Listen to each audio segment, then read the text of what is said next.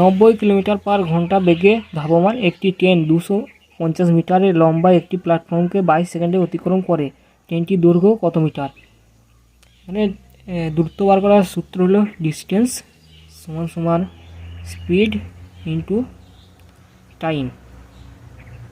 মানে স্পিড বা গতিবেগ দেওয়া আছে 90 কিলোমিটার/ঘন্টা এবং উত্তর চেয়েছে মিটার/সেকেন্ডে।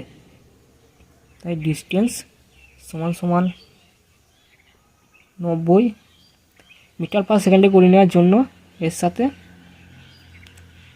5/18 গুণ করে নিতে হবে এবং টাইম হচ্ছে 22 সেকেন্ড এবং 18 5 90, 5 5 25, 25 ইন্টু 22 হয়ে যাবে 550।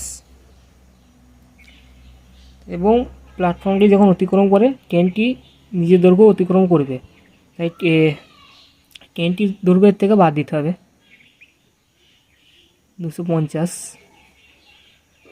এর থেকে ট্রেনের দৈর্ঘ্য বাদ দিলে প্ল্যাটফর্মের দৈর্ঘ্য বার হয়ে চলে আসবে, বিয়োগ করলে হবে 300 মিটার। সঠিক উত্তর হয়ে যাবে অপশান ডি, 300 মিটার।